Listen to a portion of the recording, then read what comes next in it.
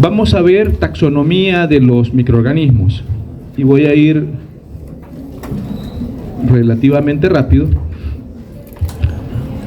Parte de la historia de la taxonomía, que lo voy a decir muy rápido, es o surge con los griegos. Claro, si vamos a la Biblia, en la Biblia le dice Dios a Adán, ponerle nombre a todo ser viviente. Ya estaba practicando algo de la taxonomía, que es la nomenclatura, pero cuando menos escrito así, palpable, una forma de clasificar a los organismos surge a partir de Aristóteles. ¿Por qué? Porque a partir de este momento a todos los seres vivos se les clasificaba en dos grandes grupos. Los que se mueven eran animales y los que no se mueven eran vegetales. De ahí que si uno de nosotros está postrado, que tiene cuadriplegia, dicen que quedó en estado vegetal. ¿Por qué? Porque no se mueve. ¿Se entiende? O sea, ya desde ese entonces se aplica lo que nosotros conocemos ahora, dos grandes grupos. Luego Teofrasto utilizó esto, no puedo ponerle el puntero. Teofrasto utilizó la clasificación de las plantas con base. Solo le voy a explicar algo a Lick Magaña. Lo que sucede es que la pantalla no recibe el láser, sino que lo atraviesa, por lo tanto no se puede. Por eso.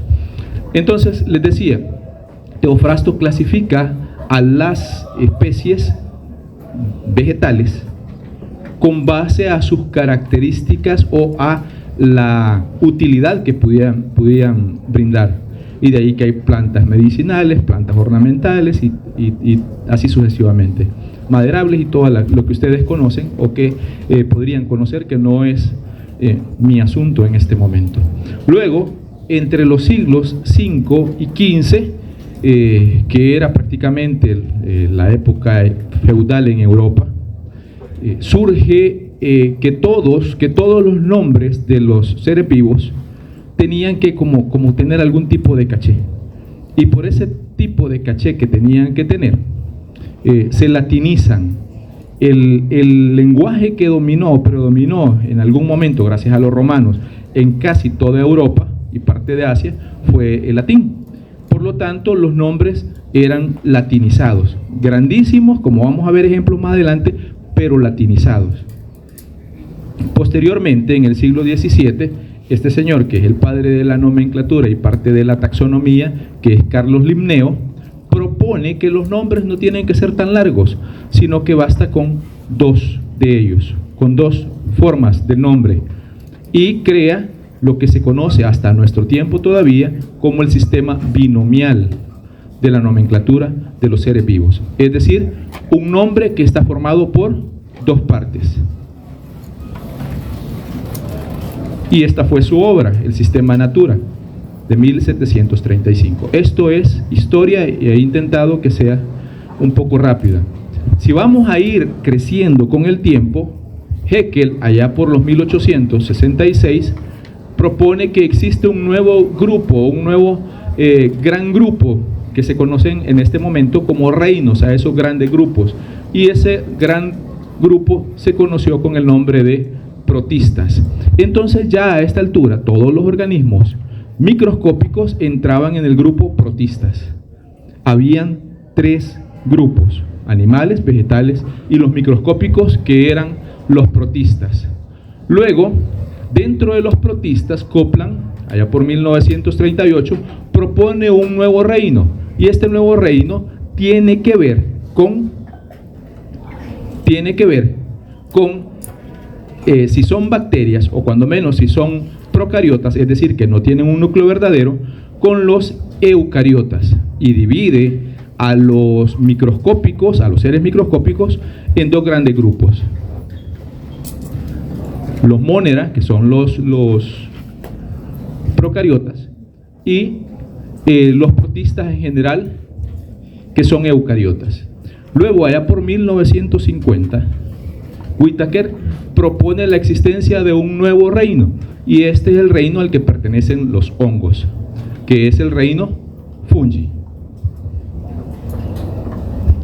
Esto creo que se relaciona con lo que ustedes vienen acostumbrados a conocer, o cuando menos que vieron en su bachillerato, es decir, la existencia de 5 reinos.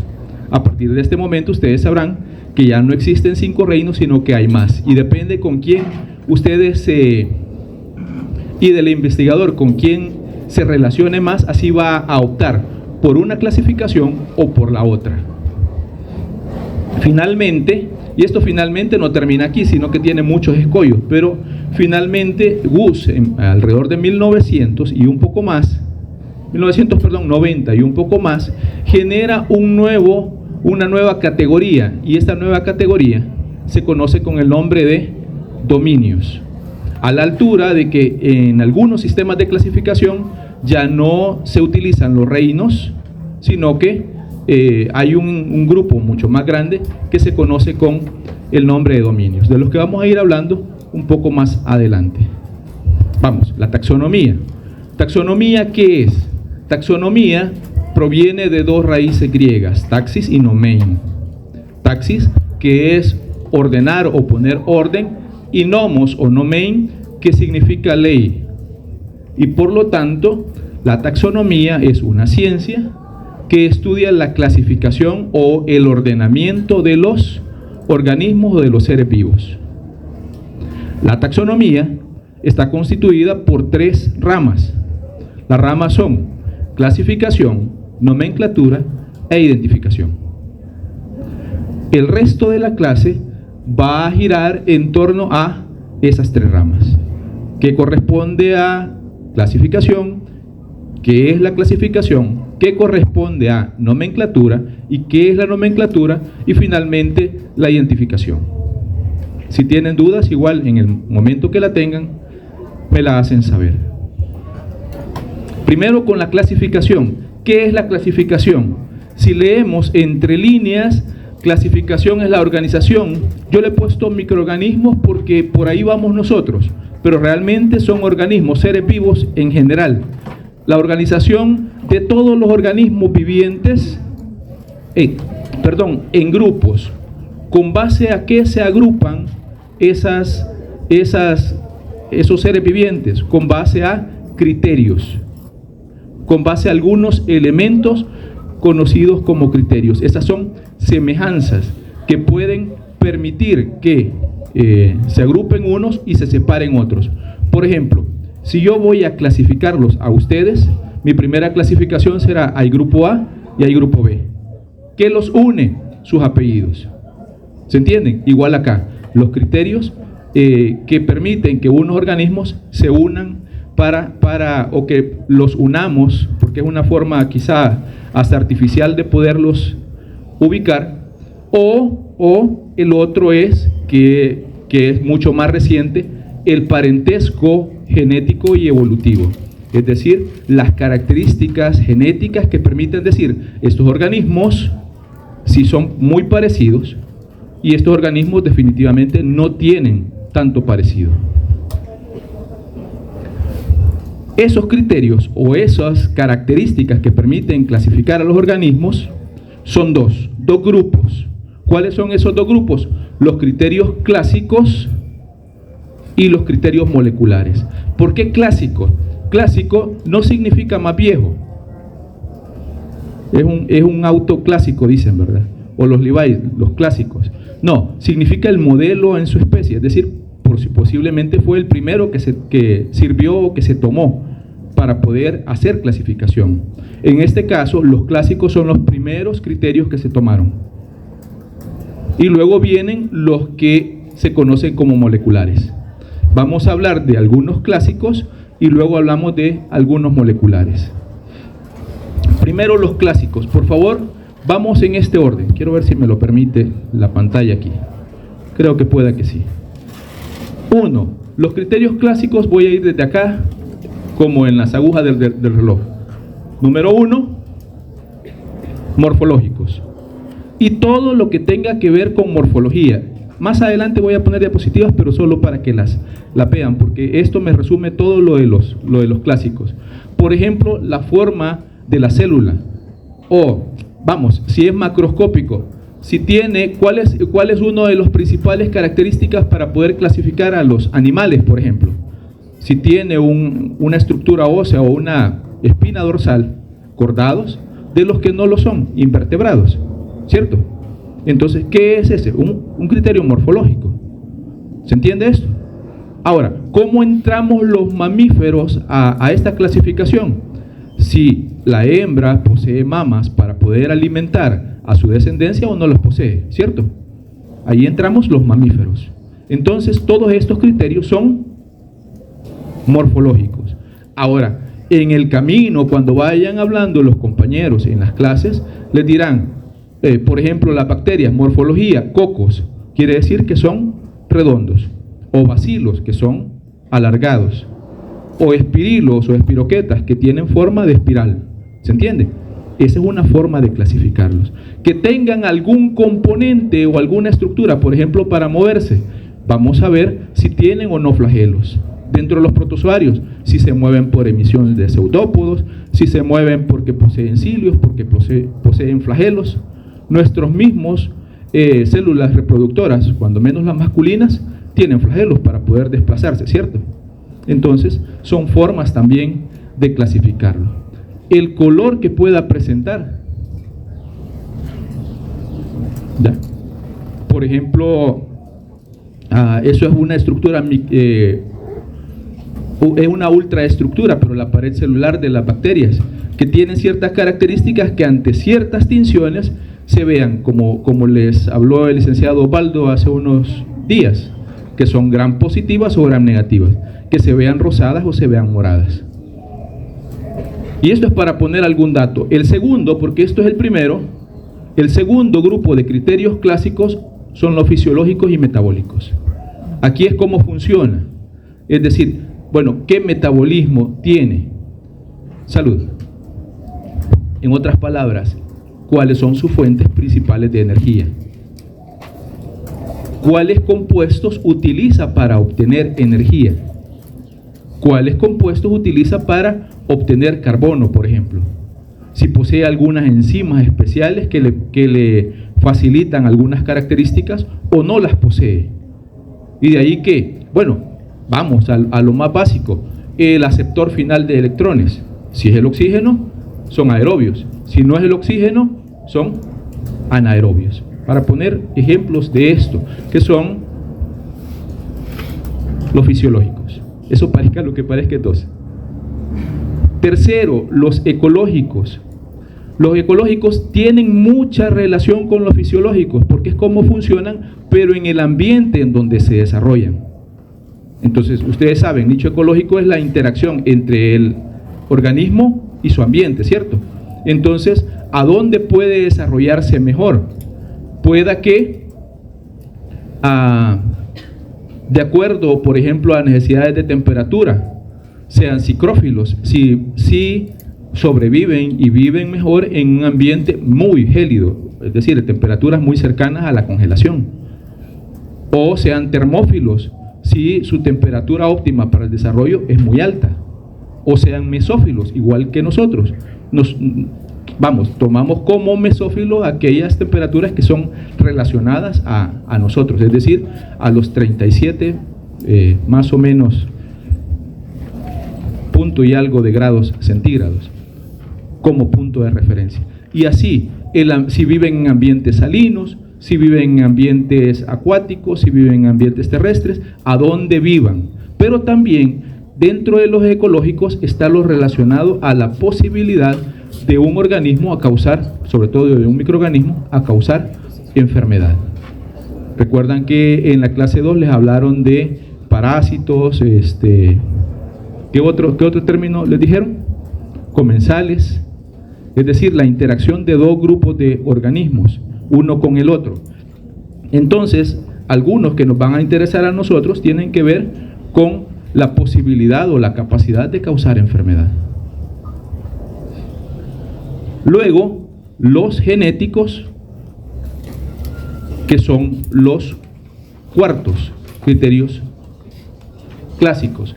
Y dentro de los genéticos están algunas características que son macro, que no son tan específicas porque pueda que las confundamos con los moleculares. En términos de las características clásicas genéticas, podemos hablar, por ejemplo, de estos elementos que lo van a ver en su clase de genética bacteriana, que se refiere a la capacidad de un organismo, en este caso de bacterias, de poder trasladar información genética a otro, o al revés, de un organismo de poder captar información genética de otro organismo, algo que en algún momento el licenciado Osvaldo les decía en su primera clase, que parece es muy parecido a la reproducción sexual que sucede en los organismos superiores. Pero también aquí en los criterios genéticos está contemplado el tipo de ácido nucleico que posee, la relación GC también que esos organismos poseen. ¿Y GC qué es? Exactamente, la relación guanina-citosina que esos organismos poseen. Entonces, quizá es lo primero que se conocía, lo que en ese momento, cuando se generaron estos criterios, se conocía. A esta altura se conoce mucho más y ya todo lo otro que se conoce ya no entra en los criterios clásicos genéticos, sino que ahora es molecular.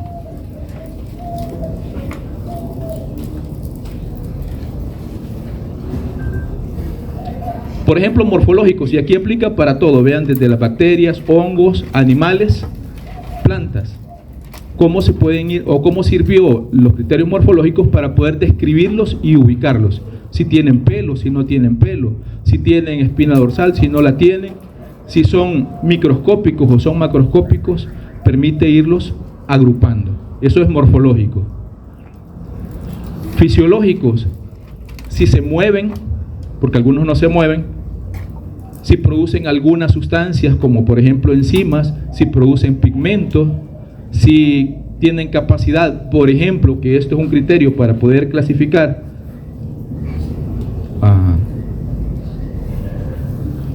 no se va a ver, ahora sí. Entonces, si producen alguna sustancia que permite destruir los glóbulos rojos, que no todos lo hacen, vean, si utilizan algunas sustancias, porque aquí hay unas colonias y aquí hay otras y son de diferente color, si lo ven, porque unas tienen una actividad metabólica y otras tienen otra actividad metabólica. Si se mueven también, vean esta forma como de olas que va desarrollando el crecimiento de esta bacteria, ¿se ve? Entonces son formas de poder ubicar que el microorganismo, que los organismos tienen actividades fisiológicas diferentes de las que hablamos anteriormente. ¿Hay dudas hasta el momento?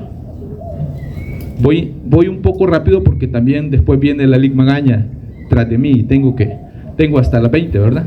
Y todavía me falta mucho, así que hasta donde pueda. Esto aplica también para los fisiológicos. Los ecológicos, si causa o no enfermedad, vean, como por ejemplo faringitis o la caries dental, las interacciones entre organismos, pero también las interacciones entre microorganismos. Son fumarolas marinas. Entonces se ha descubierto que hay un grupo de organismos que pueden vivir a estas presiones, a estas alturas y a estas temperaturas. Igual acá tenemos una idea de cómo se clasifican con base a la temperatura estos organismos. Sí pueden servir como hospederos, nosotros le llamaremos vectores, para otros organismos y poder trasladarlo de un huésped a otro huésped. Eso también es posible. Entonces todas estas son ecológicas. Vamos, voy a hacer una pregunta. Si yo les digo, el criterio que se utiliza para clasificar a los organismos, que se basa en la presencia o no de una estructura llamada espora, ¿a qué tipo de criterios pertenece? ¿Clásicos o moleculares? ¿Qué dirían ustedes? Clásicos. Y dentro de los clásicos, ¿a cuál grupo de criterios clásicos pertenecería? Es ¿qué les dije? Una estructura llamada espora. ¿Qué tipo de criterio es? Morfológico. exactamente. Si se refiere a, oigan, estructura, entonces es morfológico. Si se refiere a función, entonces es fisiológico. Si se refiere a la interacción del hospedero con el ambiente, se llama ecológico. Si se refiere a características genéticas muy básicas, será genético. Por ejemplo, el tipo de ácido nucleico. Si yo digo el SARS-CoV-2 es un virus ARN, ¿a dónde lo clasificaríamos este criterio? Genético. Estamos solo dividiendo entre si es ADN o es ARN. Acá tenemos los genéticos también, como por ejemplo esto, que es un tipo de relación entre dos bacterias de la misma especie o de diferente especie o de diferente género, en donde una traslada material genético al otro. Este fenómeno se llama conjugación, que era algo de lo que les escribía en la diapositiva primera. Vamos, ahora terminamos los criterios clásicos y pasamos a los moleculares. Dentro de los criterios moleculares, todo tiene que ver con las principales macromoléculas, es decir, con carbohidratos, con lípidos, con proteínas y con ácidos nucleicos. ¿Ya? De esos, cuando menos 3 son los que más se utilizan. Es decir, la secuenciación de ácidos nucleicos. Es decir, ¿cuál es la secuencia de bases nitrogenadas que posee un organismo? Cuando hablamos de genotipificación, cuando hablamos de describir la composición de ácidos nucleicos, no si es ARN o ADN, sino cuál es su secuencia, en qué orden están establecidos, hablamos de secuenciación. Y por lo tanto, entonces vamos a hablar de composición de ácidos nucleicos. Pero como hay composición de ácidos nucleicos, también hay composición de proteínas. ¿Cómo se llaman las unidades estructurales de las proteínas? Aminoácidos. Y la secuencia de aminoácidos determina la proteína y su función, ¿cierto? La misma secuencia de aminoácidos va a determinar cómo se pliegan esas estructuras y cuál va a ser la función o las funciones que pueden tener esas proteínas. Entonces, segundo, proteínas. Y tercero, aunque no lo sepamos, aunque no nos diéramos por enterado ahora sí, también hay un orden específico y una secuencia específica dependiendo de cada organismo en relación a los ácidos grasos que lo componen. De ahí que puede determinarse que una secuencia de ácidos grasos pertenece a la especie humana o al Homo sapiens o que pertenece a otra especie. Por lo tanto, también es útil ese otro elemento y ahí están establecidos. Acá tenemos, por ejemplo, con el SARS-CoV-2, lo hago rápido, pero vean, esto que está aquí son las proteínas espiga de las que se ha hablado tanto durante la pandemia, y cómo el virus fue cambiando secuencias de aminoácidos para pasar de un receptor que era para murciélago hasta un receptor para humano. No es la misma proteína, cada proteína o cada proteína en el organismo que servía como hospedero, a pesar de que tenía la misma función, que tenía el mismo nombre, era específica para la especie. Y el virus, ¿qué tuvo que ir haciendo? Modificando la proteína receptora, en este caso como la llave y la cerradura, ¿verdad? Modificando la llave para que casara con el nuevo hospedero que iba teniendo, hasta llegar al humano. Claro, no lo hacen conscientemente, ¿verdad? Son procesos evolutivos. Acá tenemos, por ejemplo, la secuencia de ácidos nucleicos. Y bueno, si yo les digo, por ejemplo, la clasificación de los organismos que se basa en las secuencias de ácidos nucleicos o en las secuencias de aminoácidos en una proteína, está relacionada con qué tipo de criterios. Ustedes me dirán, moleculares. ¿Se entiende? No hay problema con eso, porque termino la parte de criterios y voy a los modelos de clasificación. ¿Vamos bien? Perfecto. Entonces, lo siguiente son criterios, son modelos de clasificación. Solo voy a hablar de 3 modelos. Uno, que ya es el que no se usa, y solo lo voy a decir para decir no se usa, que es el propuesto por Whittaker, que corresponde a 5 reinos. Esos 5 reinos tenían las plantas, tenían los hongos, el fungi, el reino animalia, los protistas, que eran los seres microscópicos, normalmente unicelulares, pero eucariotas, y los monera, que eran siempre unicelulares, pero que no tenían un núcleo verdadero. Ahora, ese ya no aplica más, porque con base a los conocimientos nuevos que se han adquirido, se ha demostrado que hay muchos más organismos y de diferentes características, que posiblemente no se relacionan tanto uno con el otro.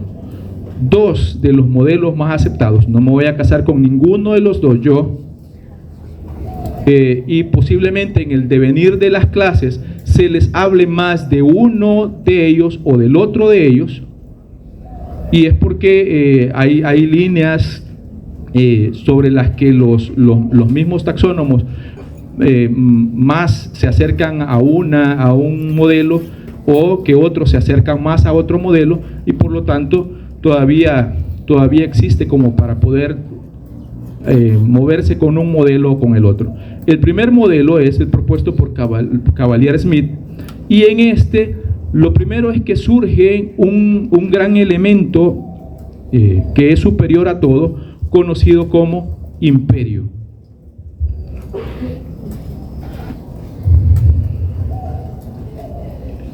El imperio bacteria y el imperio eucariota. En el imperio bacteria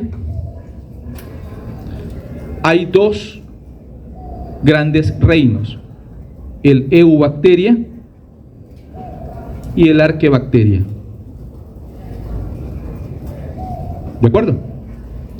En cambio, en el imperio eucariota están todos los organismos que tienen un núcleo verdadero, y en este se encuentran 1, 2, 3, 4, 5 y 6 reinos. En el bacteria 2, en el eucariota 6. ¿Cuáles son? Las plantas, los cromistas, en donde están las algas, los fungi, donde están los hongos, animalia, donde están los animales, incluyéndonos, los protozoa, que son unicelulares, microscópicos, y también surge un nuevo elemento que todavía a veces es discutible, los arquezoa, que son como siempre unicelulares, siempre eucariotas, pero en el desarrollo evolutivo menos evolucionados que los procariotas. Y cuando llegue su momento, por ejemplo, que los procariotas, les dije, que los protozoa. Entonces, en su momento, cuando les hablen de los parásitos y les hablen de amibas y yardias y todo lo demás, se les hablará de los protozoa y de los arquezoa, y las razones de ser por qué son diferentes unos de los otros. En este momento yo solo los menciono así, uno tras el otro. ¿Se entiende esto que he dicho? Cuando menos la ubicación de ellos. El imperio es un elemento que engloba a todos estos, eucariota, y el imperio bacteria engloba a estos 2. Si yo les dijera, por ejemplo, las bacterias que causan enfermedad en el humano, ¿a qué imperio pertenecen? Al bacteria. Si hablamos de las arqueobacterias o arquebacterias, son aquellas que viven en ambientes extremos, por ejemplo, en donde no hay oxígeno y sí hay metano, por ejemplo las metanófilas, o aquellas que habitan en ambientes muy fríos o muy cálidos, muy calientes, extremas temperaturas. Si es cercanos a los 100 grados serán termófilos, para poner un ejemplo. Entonces, y siempre siempre pertenecen al imperio bacteria. Según Gus, primero, Gus utiliza como criterio un elemento molecular. ¿Cuál elemento molecular? La secuencia de ARN ribosomal. Si es para los eucariotas, la subunidad 18S. Si es para los procariotas, la 16S. Entonces, de base está un criterio molecular. Y con base al criterio molecular, Gus plantea la existencia de un conglomerado, de un taxón, de un grupo grande, ya no llamado imperio, pero que es semejante al imperio. En este caso se llaman dominios. El dominio Eucaria, en donde están todos los seres vivos que poseen un núcleo verdadero, sean animales, sean plantas, sean algas, sean hongos. Y si ustedes se fijan, según Gus, no existe lo que nosotros conocemos como reino. No existe lo que nosotros conocemos como reino. Gus ya lo plantea como divisiones dentro, por ejemplo, de el Eucaria. Los otros dos dominios son el bacteria, en donde están incluyendo aquellas bacterias que causan enfermedad en el humano, y el arque o arquea, en donde están aquellas procariotas que, por ejemplo, habitan en ambientes extremos. Lo que habíamos dicho. Dominio para Gus, para Cavalier-Smith se llaman imperio. Para Cavalier-Smith existen 2 imperios, para Gus existen 3 dominios. Y termino. Si alguien tiene duda me dice, si no continúo.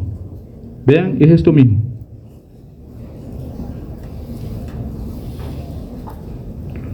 ¿Se alcanza a ver esto ahí atrás? Pensé que podía verse. No, diga.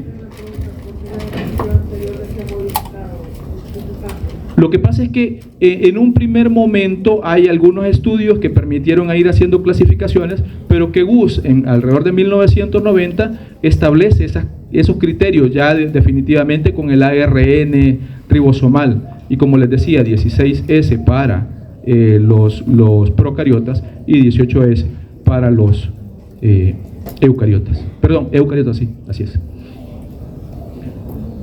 Sean dominios o imperios, si no yo lo voy describiendo esto. Me interesa que vean esta secuencia de anillos, porque eso es lo que más me interesa.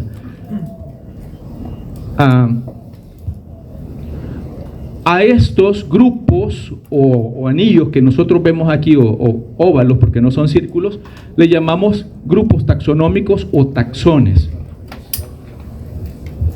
Es decir, son agrupaciones o nombres de agrupaciones en donde los organismos que están contenidos ahí tienen características similares.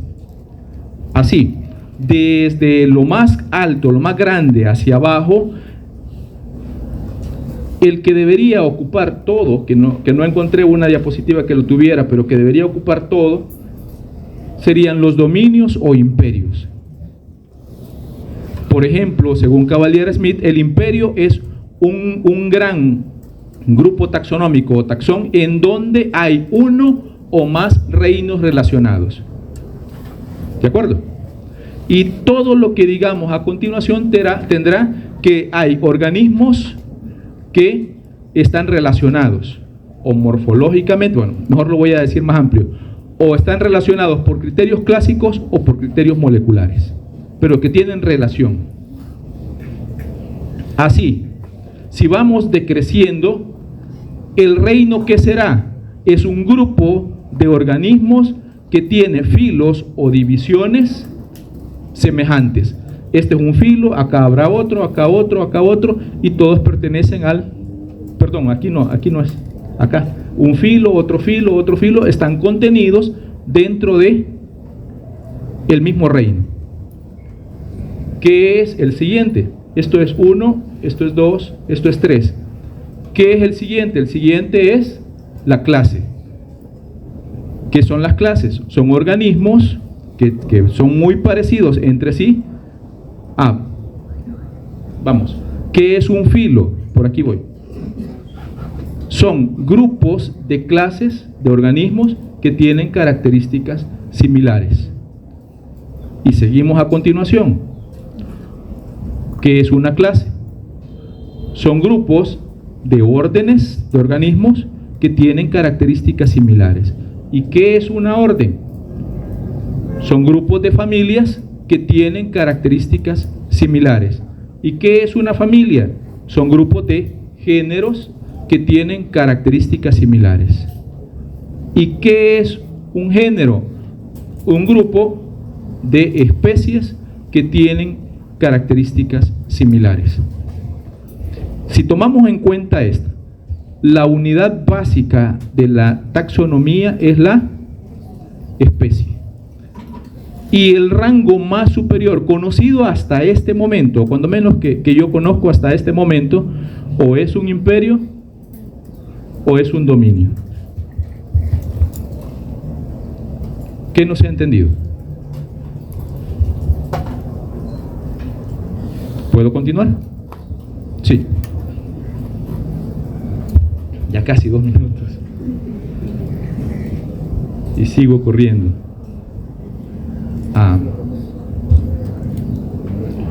Los 3 taxones más utilizados en taxonomía y que se van a utilizar mucho acá son la familia, el género y la especie. Familia, género y especie. Son los taxones más utilizados.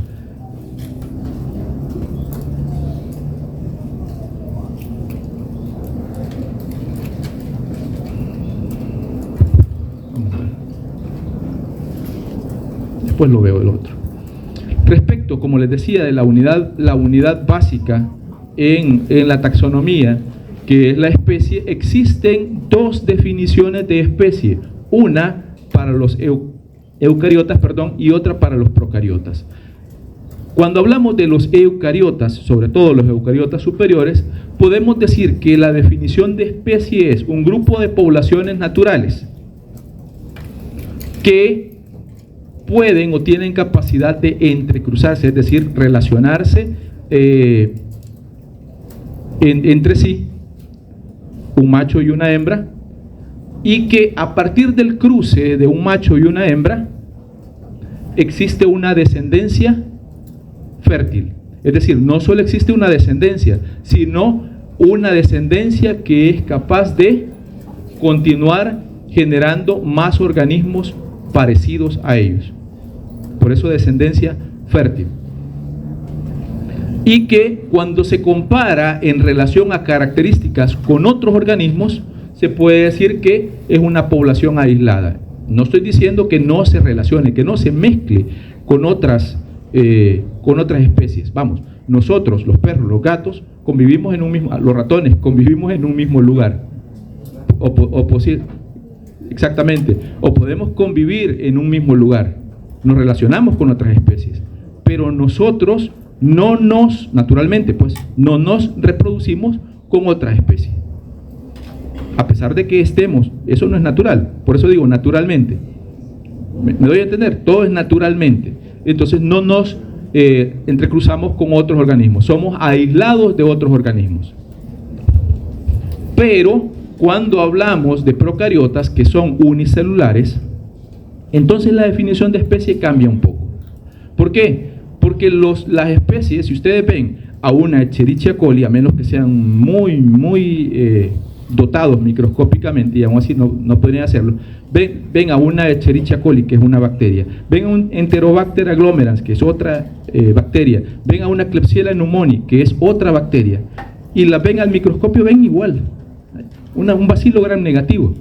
Entonces, bueno, ¿qué los diferencia? Hay otras características que permiten diferenciarlos. Ahí ya están las bioquímicas, las moleculares, etcétera. Pero entonces, cuando la vemos al simple ojo, lo que podemos decir que una especie procariota es una colección de cepas. ¿Y qué es una cepa? Yo tomo a Josué. Josué, ¿verdad? Párate, por favor. Y tomo a, ¿cómo te llamas? Cristian, párate, Cristian. Gracias por servir de conejillos de India. Pero me sirve, párate aquí a este lado. Bien, yo a Josué lo clono. ¿Saben qué es clonar, verdad? Sacar individuos exactamente iguales, de ahí viene lo de clona. Entonces, exactamente iguales a él. Y luego a Cristian, ¿verdad? Lo clono también y saco individuos exactamente iguales. Todos los que se parecen, más bien, son otros Josué, pertenecen a una clona. Y todos los que son Cristian pertenecen a otra clona. Entonces, pero ellos tienen algún grupo de parentesco. Entonces, todos los organismos que pertenecen o que se formaron a partir de Josué y todos los que se formaron a partir de Cristian forman una especie. ¿Por qué? Porque son grupos de clonas. Posiblemente, como voy a aplicar lo de los nombres, ¿verdad? Gerson, ¿estás por ahí? Porque es lo que me puedo. Gerson pertenezca a otra clona que no tiene relación absolutamente en nada con ellos dos.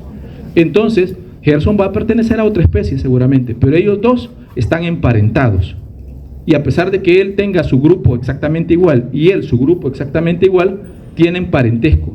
Siéntese, gracias. Entonces, por eso es que se llama colección, porque son grupos, no una sola, de cepas con numerosas propiedades que se comparten. ¿Se entendió? ¿Sí? Ok. Como no puedo dedicarme tanto tiempo a detenerme, sigo. Es cierto, la unidad... Vale, perfecto. No, yo continúo. Lo que pasa es que ya me voy modulando con lo que tengo que ir diciendo. Los grupos, a pesar de que la unidad básica de la taxonomía sea la especie, hay hay agrupaciones que son más abajo o menores que la de especie. A eso se le conoce como subtipificación. Como por ejemplo, aquellas organismos que existen con algunas características que difieren entre uno y otro, que pueden ser las subespecies, o que permiten identificarlo con base a un criterio. Por ejemplo, ustedes a partir del miércoles les hablaron de inmunología, les hablaron de una parte de anticuerpos y eso, entonces, y de antígenos. Hay organismos que comparten grupos de antígenos.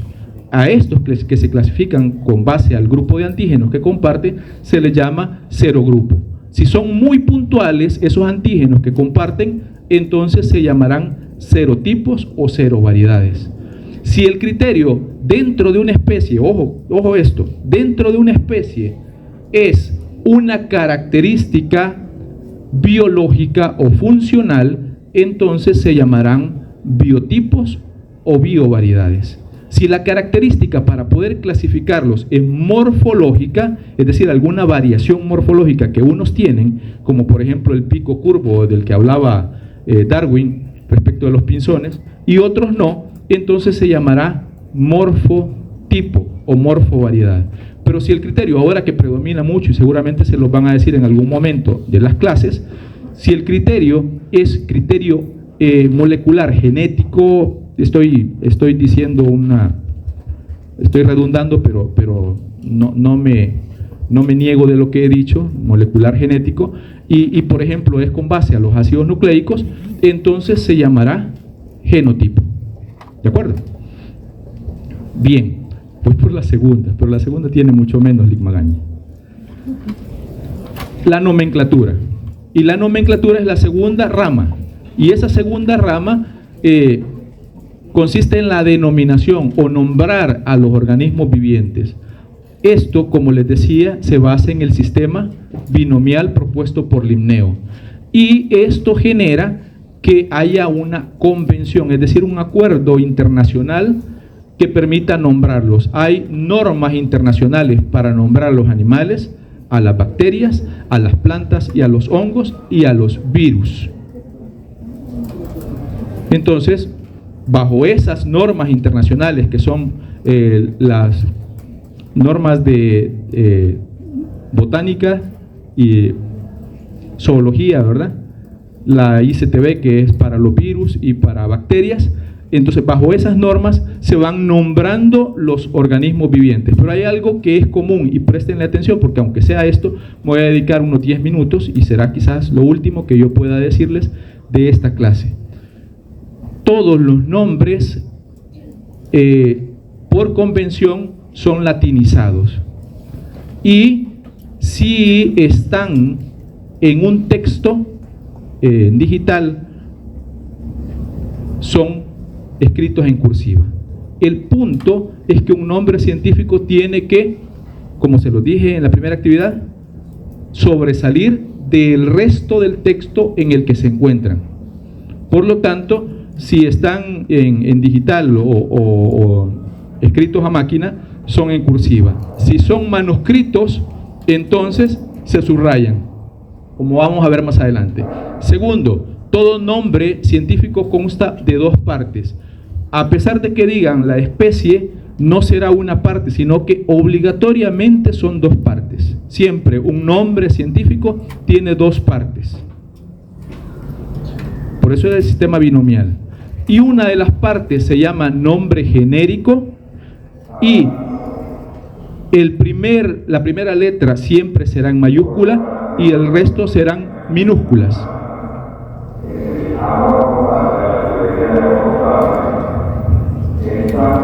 Me están restando tiempo, Ligman. No, voy a intentar dejarle en su momento. El segundo nombre es el nombre específico y se refiere a un adjetivo, y todas las letras de ese nombre se escriben en minúscula.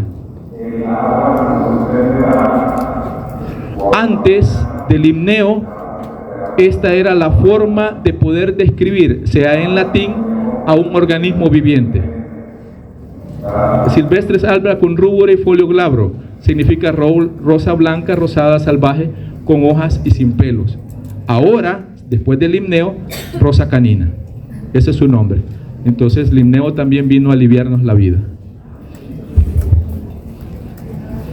La nomenclatura, esto se los he dicho entre líneas.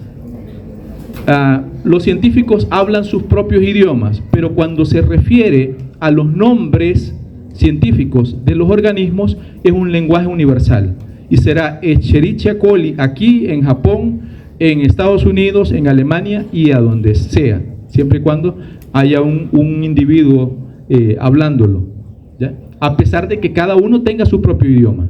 Por ejemplo, lo que decíamos para el humano en inglés man, para el alemán her, yo no sé pronunciación de eso, por lo tanto lo voy a decir así. Si es chino, rem, y si es latín, homo. Y para nombrarlo en el nombre científico será homo sapiens. ¿De acuerdo?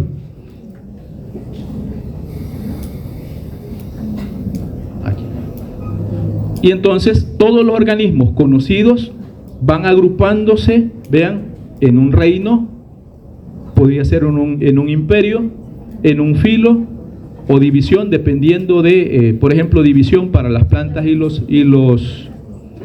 hongos, filo para los animales, clase, orden, familia, vean, venimos descendiendo, género y especie. Y si se fijan, la especie tiene dos partes, siempre será así. Para el maíz, sea maíz. Para el gorila, gorila, gorila. Y el nombre vulgar, que es otro diferente, será gorila. Y aquí tenemos algunos ejemplos de nombres científicos, solo para que les quede ahí. Todo lo que está en negro son bacterias, hongos, parásitos, artrópodos, animales, plantas y el humano, que tendría que estar dentro de los animales también, pero nos ponemos afuera, solo para hacer el mal. Mimosa púdica, ¿qué es? ¿Big Magaña? Ya saben, la dormilona, sí. Es que no la agarro en curva. No, ya sé.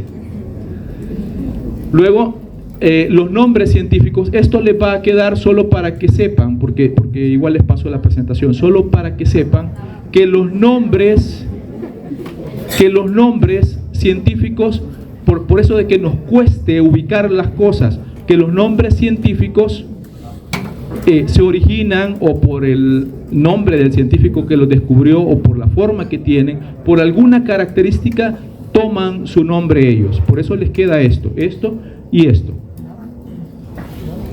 Pero esto sí me parece interesante, porque de pronto la Lic Magaña me lo pidió y yo, bueno, lo voy a hacer, dije. El nombre científico es Felis catus. Si se fijan, está en digital y por lo tanto, impreso, como sea, está en cursiva. Pero si yo lo voy a escribir, y ustedes lo van a escribir en un examen, van a escribir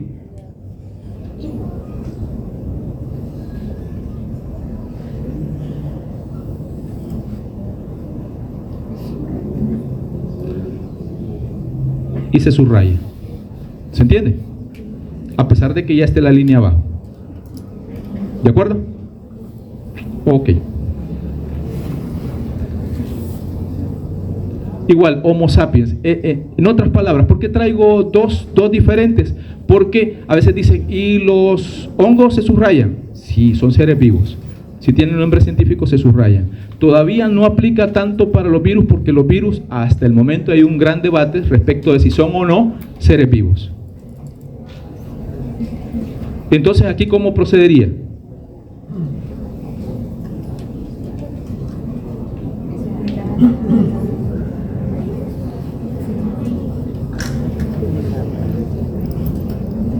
Ajá, ¿verdad que no?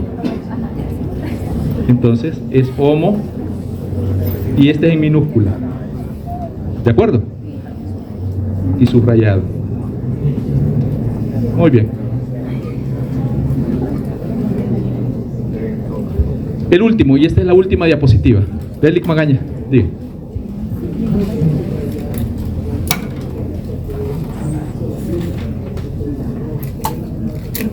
Fíjate que según nosotros es, y digo según nosotros, es separada. Yo no he encontrado, pero así lo calificamos nosotros, yo no he encontrado en ninguna norma de nomenclatura esa especificidad que te dice una primero y la otra después. Pero si nosotros les vamos a calificar, lo vamos a hacer separado, una y la otra. Ya es una, ¿cómo se llama? Un acuerdo, y entonces ese se cumple. ¿Perdón?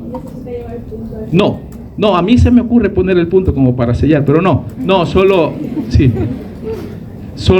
va subrayado, no el punto al final, no debe. Bien, esta es la última diapositiva, diga. No, puede ser en carta. Lo que sí es cierto es que a veces nos acostumbramos a escribir en minúsculas grandes y decimos que son mayúsculas, y no es cierto. Las mayúsculas son mayúsculas y las minúsculas son minúsculas. Si mezclamos mayúsculas entre minúsculas, lo que estamos haciendo es escribiendo mal, ¿cierto? Entonces, por costumbre no quiere decir que sea lo correcto. La costumbre no siempre es lo correcto. ¿Sí? Perfecto. Entonces, la última, que es la última diapositiva también, Lic Magaña, y gracias, creo que no me pasé, o sí me pasé. 5 minutos. Me voy a detener los 5 minutos, Lic Magaña. La identificación. ¿Por qué le dedico solo una diapositiva, o creo que 2, a la identificación? Sencillo, porque ustedes, cuando les llegue un paciente, podrán sospechar de qué se trata. Podrán mandar un examen para determinar que en efecto se trata de esa razón o de ese organismo o microorganismo el que está causando la enfermedad. El proceso de identificarlo no les corresponde a ustedes, sino al licenciado en laboratorio clínico.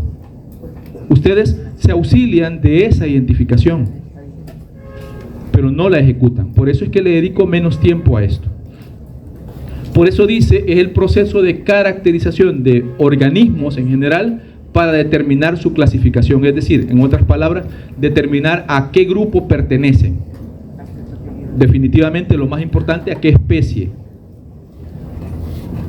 o con quién está más relacionado si fuese una que no se conoce hasta el momento. ¿Por qué el SARS-CoV-2? Primero vieron quién era, a quién se parecía. ¿Y por qué le pusieron SARS-CoV-2? Porque se parece al SARS-CoV-1, el agente del SARS, del síndrome respiratorio agudo severo. Y por eso le pusieron SARS-CoV-2, porque se parecía a él. Entonces primero se busca con quién está emparentado, y si no está emparentado con nadie, bueno, tendrá nombre nuevo, y será posiblemente un grupo nuevo. ¿Se entiende esto? Eso es identificación. Por eso se dice que es el lado práctico de la taxonomía, porque no es nombrar, sino identificar, buscar como un investigador privado, andar siguiéndole pistas para ver de quién se trata, buscándole las características para poder ubicarlo. Y entonces ustedes van a tener no el nombre, porque en algunos casos la patología en la frente del paciente dice soy fulanita de tal, ¿verdad? Pero en otras no. Entonces ustedes van a tener una sospecha y van a enviar una muestra al laboratorio, y en el laboratorio les van a dar un resultado. ¿Quién hizo la identificación? El del laboratorio. Me refiero al licenciado en laboratorio clínico. ¿Qué hicieron ustedes? Auxiliarse de esa identificación para dar un diagnóstico. Gracias, muchachos. Feliz día.